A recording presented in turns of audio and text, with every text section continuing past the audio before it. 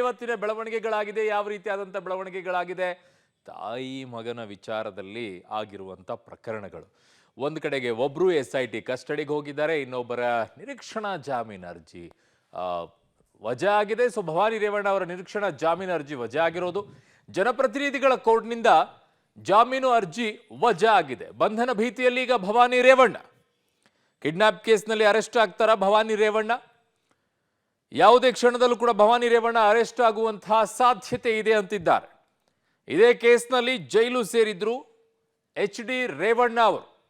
4 ದಿನ ಅವರು SIT ಕಸ್ಟಡಿಗೆ ಹೋಗಿದ್ರು. 1 ವಾರ ಅವರು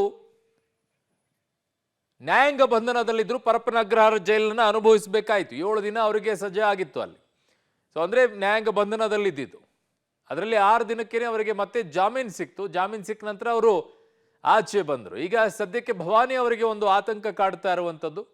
ಈಗಾಗಲೇ 2 ಬಾರಿ ನೋಟಿಸನ್ನು ಕೊಟ್ಟಾಗಿದೆ.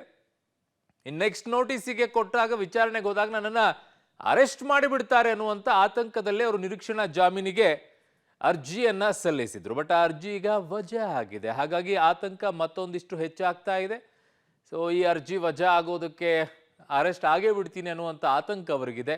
ಹಲವು ಕಾರಣಗಳನ್ನು ಹೇಳಿದರು. ಹೆಲ್ತ್ ಅಪ್ಸೆಟ್ ಆಗಿದೆ ಅಂತ ಹೇಳಿದರು, ನೀ ಪ್ರಾಬ್ಲಮ್ ಇದೆ ಅಂತ ಹೇಳಿದರು. ಹಾಗಾಗಿ ವಿಚಾರಣೆಗೆ ಹೋಗೋಕ್ಕಾಗಿರಲಿಲ್ಲ. ಅದರ ಮಧ್ಯದಲ್ಲಿ ನಿರೀಕ್ಷಣಾ ಜಾಮೀನು ಅರ್ಜಿ ಸಲ್ಲಿಸಿದ್ರು. ಈಗ ಅದು ಕೂಡ ವಜಾ ಆಗಿದೆ. ಇವೆಲ್ಲವೂ ಕೂಡ ನೋಡಿದ್ರೆ ಸಂಕಷ್ಟ ಅಂತ ಹೇಳಿ ನನ್ನ ಸಹೋದ್ಯೋಗಿ ಈಗ ನರಸಿಂಹಮೂರ್ತಿ ನನ್ನ ಸಂಪರ್ಕಕ್ಕೆ ಸಿಗ್ತಾ ಇದ್ದಾರೆ ಕ್ರೈಮ್ ಬ್ಯೂರೋಯಿಂದ. ನರಸಿಂಹಮೂರ್ತಿ, ಈಗ ಇಡೀ FIR ಅಲ್ಲಿ ನೋಡಿದಾಗ ಭವಾನಿ ಅವರು ಆರೋಪಿಯಾಗಿಲ್ಲ. ಮುಖ್ಯಮಂತ್ರಿಗಳು ದಾವಣಗೆರೆ ಕೇಸ್ನಲ್ಲಿ ಹೇಳಬೇಕಾದಂಥ ಸಂದರ್ಭದಲ್ಲಿ FIR ಹಾಕದೇನೆ ನೀವು ಅವರನ್ನು ಅರೆಸ್ಟ್ ಮಾಡೋ ಹಾಗಿಲ್ಲ, ವಿಚಾರಣೆಗೆ ಕರೆಸೋ ಹಾಗಿಲ್ಲ ಅಂತ ಮುಖ್ಯಮಂತ್ರಿಗಳು ಹೇಳಿದ್ರಪ್ಪ. ಈಗ ಇವ್ರದ್ದು FIR ಅಲ್ಲೂ ಹೆಸರಿಲ್ಲ, ಬರೀ ಅವ್ರ ಮೇಲೆ ಅಲಿಗೇಷನ್ ಬಂದಿದೆ. ಈಗ ಇವ್ರನ್ನ ಅರೆಸ್ಟ್ ಮಾಡಬಹುದಾ SIT ಅವರು?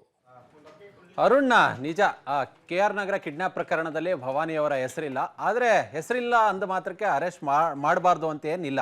ಯಾಕಂತ ಹೇಳಿದ್ರೆ ಈ ಪ್ರಕರಣದ A2 ಆರೋಪಿ ಸತೀಶ್ ಬಾಬಣ್ಣ ಹಾಗೆ A6 ಆರೋಪಿ ಜೊತೆ ಭವಾನಿ ಅವರು ಒಂದಷ್ಟು ಸಂಪರ್ಕವನ್ನ ಸಾಧಿಸಿರೋದು, ಮೊಬೈಲ್ನಲ್ಲಿ ಮಾತನಾಡಿರ್ತಕ್ಕಂಥ ಡೀಟೇಲ್ ಸಿಕ್ಕಿದೆ. ಅದ್ರ ಜೊತೆಗೆ ಈ ಆರೋಪಿಗಳನ್ನ ವಿಚಾರಣೆ ಮಾಡಿದಂತಹ ಸಂದರ್ಭದಲ್ಲಿ ಭವಾನಿಯವರ ಹೆಸರನ್ನ ಕೂಡ ಹೇಳಿದ್ದಾರೆ. ಇವರು ಭವಾನಿಯವರ ಜೊತೆ A2 ಆರೋಪಿ ಮಾತನಾಡುವ ಸಂದರ್ಭದಲ್ಲಿ ಸಂತ್ರಸ್ತೆಯ ವಿಡಿಯೋವನ್ನು ಮಾಡಿಸಿದ್ದಾರೆ, ಆಕೆಗೆ ಸೀರೆ ಕೊಡಿಸುವಂತೆ ಹೇಳಿರ್ತಕ್ಕಂಥ ಕಾಲ್ ರೆಕಾರ್ಡ್ ಕೂಡ ಸಿಕ್ಕಿದೆ ಅನ್ನೋ ನಿಟ್ಟಿನಲ್ಲಿ ಕೋರ್ಟ್ನಲ್ಲಿ ವಾದವನ್ನು ಮಾಡಿದರು.